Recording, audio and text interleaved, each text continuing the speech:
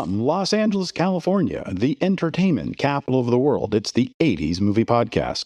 I'm your host, Edward Havens. Thank you for listening today. On this episode, we follow up on a movie based on a series of articles from a humor magazine that was trying to build their brand name by slapping their name on movies, with a movie that was sponsored by a humor magazine trying to build their brand name by slapping their name on movies not unlike the other humor magazine that had been doing so but ended up removing their name from the movie, and boy is my brain already fried and we're not even a minute into the episode. We're talking about Robert Downey's 1980 comedy, Up the Academy. But as always, before we get to Up the Academy, let's hit the backstory. If you know the name Robert Downey, it's likely because you know his son, Robert Downey Jr. You know, Iron Man. Yes, Robert Downey Jr. is a Nepo baby.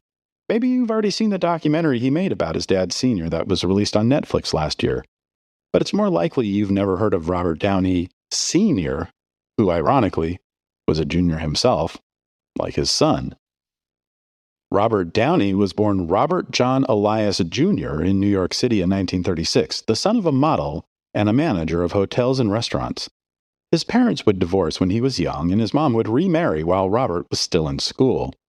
Robert Elias Jr. would take the name of his stepfather when he enlisted in the Army, Downey, in part because he wanted to get away from home, but he was technically too young to actually join the Army.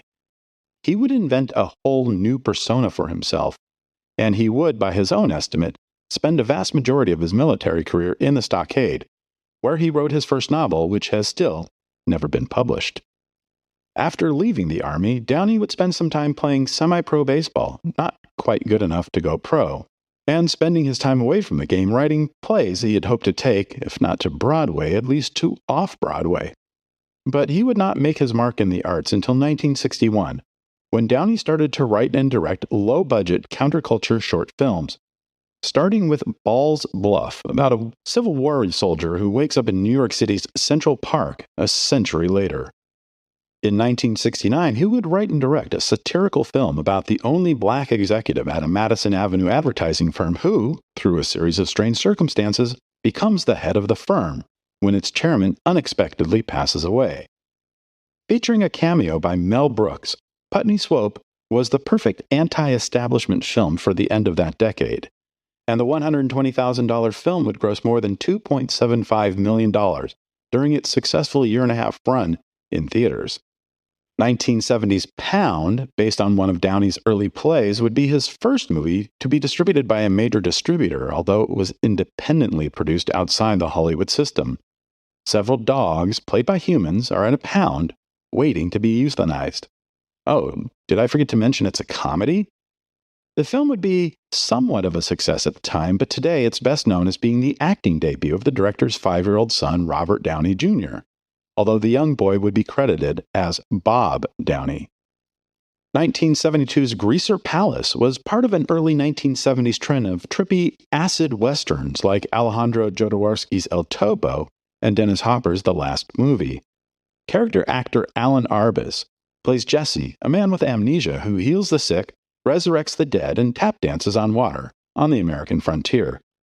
It would be the first movie Downey would make with $1 million budget.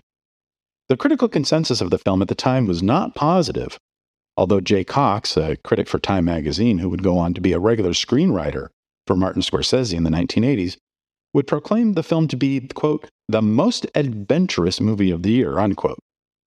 The film was not a hit, and it would be decades before it would be discovered and appreciated by the next generation of cineasts.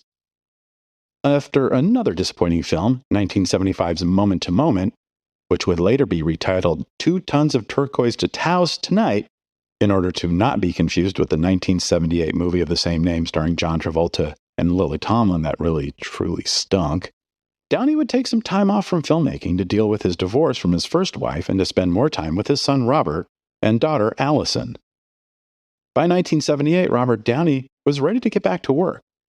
He would get a job quickly helping Chuck Barris write a movie version of Barris's cult television show, The Gong Show, but that wasn't going to pay the bills with 2 teenagers at home. What would, though, is the one thing he hadn't done yet in movies: direct a Hollywood film. Enter Mad Magazine. In 1978, Mad Magazine was one of the biggest humor magazines in America.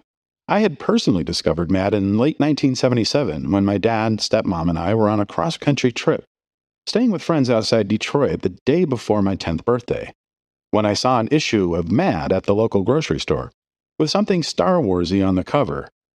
I begged my dad to give me the 60 cents to buy it, and I don't think I missed another issue for the next decade. Mad's biggest competition in the humor magazine game at the time was the National Lampoon, which appealed to a more adult funny bone than Mad. In 1978, National Lampoon saw a huge boost in sales when the John Landis-directed comedy Animal House, which had the name of the magazine in the title, became an unexpected smash hit at the box office. Warner Brothers, the media conglomerate who happened to own Mad Magazine, was eager to do something similar, and worked with Mad's publisher Bill Gaines to find the right script that could be molded into a Mad Magazine movie, even if, like Animal House, it wouldn't have any real connection to the magazine itself. They would find that script in The Brave Young Men of Weinberg, a comedy script by Tom Patchett and Jay Tarsis, a pair of comedy writers on shows like The Carol Burnett Show, The Sandy Duncan Show, The Bob Newhart Show, and The Tony Randall Show, who had never sold a movie script before. The story would follow the misadventures of 4 teenage boys who, for different reasons, depend on each other for their very survival when they end up at the same military academy. Now, of all the research I've done for this episode, the one very important aspect of the production I was never able to find out was exactly how Robert Downey became involved in the film. Again, he had never made a Hollywood movie before. He had only made one movie with a budget of $1 million. His movies were satirical and critical of society in general. This was not a match made in heaven. But somehow, someone at Warner Brothers thought he'd be the right director for the film, and somehow, Downey did not disagree. Unlike Animal House, Downey and Warner's didn't try to land a known commodity like John Belushi to play one of the 4 leads. In fact, all 4 of the leads, Wendell Brown, Tommy Cetera, Joseph Hutchinson, and Ralph Macchio, would all be making their feature debuts. But there would be some familiar faces in the film. Ron Liebman, who was a familiar face from such films as Slaughterhouse-Five, Juan Tauntaun, The Dog Who Saved Hollywood, and Norma Ray, would play the head of the Academy. Tom Poston, who plays Mindy's downstairs neighbor on Mork and Mindy, plays what would now be considered to be a rather offensive gay caricature as the guy who handles the uniform of the cadets. Antonio Fargas, best known at the time as Huggy Bear on Starsky and Hutch, but who had previously worked with Downey on Putney, Swope, and Pound, played the coach, and Barbara Bach, who had starred as Anya Amasova in the 1977 James Bond film The Spy Who Loved Me, played one of the instructors. The $5 million film would begin production in Salina, Kansas on September 17, 1979, still using the title The Brave Young Men of Weinberg. The primary shooting location would be the St. John's Military School, which was still functioning while the film was in production, and would use most of the 144 students as extras during the shoot. The film would shoot for 9 weeks without much incident, and the cast and crew would be home in time to enjoy Thanksgiving with their friends and family. Unlike Animal House, the makers of The Brave Young Men of Weinberg did attempt to tie the movie into the magazine that would be presenting the film. At the very end of the movie, the magazine's mascot, Alfred E. Newman, shows up on the side of the road to wave goodbye to people and deliver his signature line, "What? Me worried?" in a thought bubble that leads into the end credits. The person wearing the not quite realistic-looking Newman headgear, 14-year-old Scott Shapiro, was the son of the executive vice president of worldwide production at Warner Brothers. After the first of the year, as Downey worked on his edit of the film, the studio decided to change the title from The Brave Young Men of Weinberg to Mad Magazine Presents Up the Academy. Bill Gaines, the publisher of Mad Magazine, suggested a slightly different title. Mad Magazine completely disassociates itself from Up the Academy, but the studio decided that was too long for theater marquees. But we will come back to that in a moment. Warner Brothers set a June 6, 1980 release for the film, and Downey would finish his cut of the film by the end of March. A screening on the Warner's lot in early April did not go well. Ron Liebman hated the film so much he demanded that Warner's completely remove his name from everything associated with the film. His name would not appear on the poster, The newspaper ads, the television commercials, the lobby cards, the press kit, or even in the movie itself. Bill Gaines would hate it too, so much that in fact he did really try to disassociate the magazine from the film. In a 1983 interview with the Comics Journal, Gaines would explain without much detail that there were a number of things that he had objected to in the script that he was told would not be shot and would not end up in the final film, that were shot and did end up in the final film. But he wouldn't be able to get the magazine's name off the movie before it opened in theaters. Another problem with researching how well films did in 1980 is that you really only have two sources for grosses, Variety and The Hollywood Reporter, and they didn't always report national grosses every week, depending on outside factors. It just hadn't become the national sport it has since, say, 1983. So when Up the Academy opened in theaters on June 6, we don't have a full idea of how many theaters it played in nationwide or how much it grossed. The closest thing we do have is a Variety listing of top movies of the week based on a limited selection of showcase theaters in the top 20 markets. So we know that the film played at 7 showcase screens in New York City that weekend, grossing $175,000, and in Los Angeles on 15 showcase screens, grossing $149,000. But we also know, thanks to newspaper ads in the New York Times and Los Angeles Times, that the film was playing in 11 theaters in the New York metro area and in 30 theaters in the Los Angeles metro area. So those listed grosses are merely a snapshot and not the whole picture. According to Variety's limited tracking of the major market showcase theaters for the week, Up the Academy was the second highest grossing film of the week, bringing in $729,000 from 82 theaters. And according to their chart's side notes, this usually accounted for about 25% of the movie's national gross if a film is playing in wide release around the entire country. In its second week, Up the Academy would place 9th in those showcase theater listings with $377,000 from 87 theaters. But by the time Variety did bring back the proper national grosses in the film's third week of release, there would be no mention of Up the Academy in those listings, as Warner's, by this time, had bigger fish to handle, namely Stanley Kubrick's adaptation of the Stephen King novel The Shining, and Bronco Billy, their Clint Eastwood movie for the year.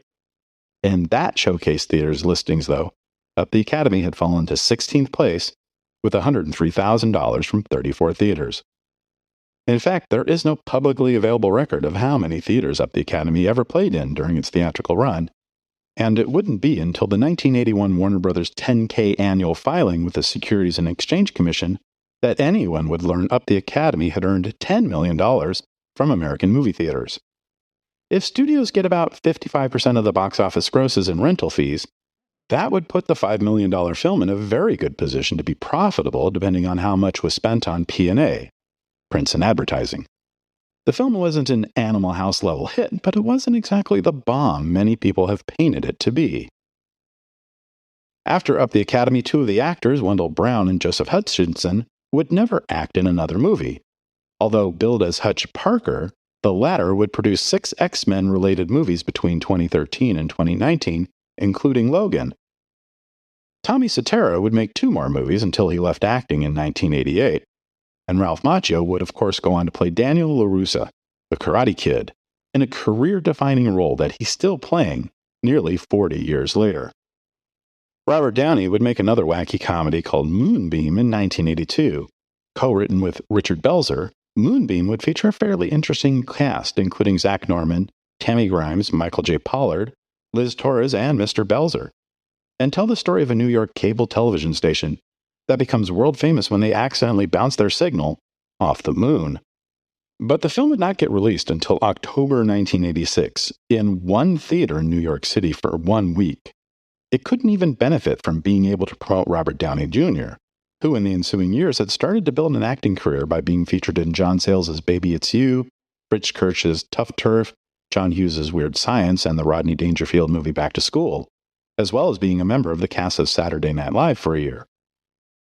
There would be sporadic work in television, working on shows like Matlock and The Twilight Zone, but what few movies Robert Downey could get made would be pale shadows of his earlier, edgier work. Even with his son regularly taking supporting roles in his dad's movies to help the old man out, films like Rented Lips and Too Much Sun would be critically panned and ignored by audiences. His final movie as a writer and director, Hugo Pool, would gross just $13,000 when it was released in December 1997, despite having a cast that included Patrick Dempsey, Richard Lewis, Malcolm McDowell, Alyssa Milano, Kathy Moriarty, and Sean Penn, along with Jr. Downey would also continue to act in other directors' movies, including 2 written and directed by one of his biggest fans, Paul Thomas Anderson. Downey would play Burt, the studio manager in Boogie Nights, and the WDKK show director in Magnolia. Anderson adored Downey so much, the Oscar-nominated filmmaker would sit down with Downey for a 4-part conversation filmed for the Criterion Channel in 2013. Robert Downey would pass away in July of 2021, a curious footnote in the history of cinema, mostly because of the superstar he sired. Most of his movies are hard to find on video and nearly impossible to find on streaming services, outside of a wonderful 2-disc DVD set issued by Criterion's Eclipse Specialty label, and several titles streaming on the Criterion Channel. Outside of Up the Academy, which is available to rent or purchase from Amazon, Apple TV, and several other streaming services, you can find Putney Swope, Greaser's Palace, and Too Much Sun on several of the more popular streaming services, but the majority of them are completely missing in action. And of course, as I said before, you can learn more about Robert Downey in Senior, a documentary streaming on Netflix produced by Robert Downey Jr., where the son recounts the life and career of his recently passed father, alongside Paul Thomas Anderson, Alan Arkin, and Jamaica producer Norman Lear. Thank you for joining us. We'll talk again soon when episode 107 on John Landis's underrated 1985 comedy Into the Night is released. Remember to visit this episode's page on our website, the80smoviepodcast.com, for extra materials about the movies we've covered on this episode. The 80s Movie Podcast has been researched, written, narrated, and edited by Edward Havens for Idiosyncratic Entertainment. Thank you again. Good night.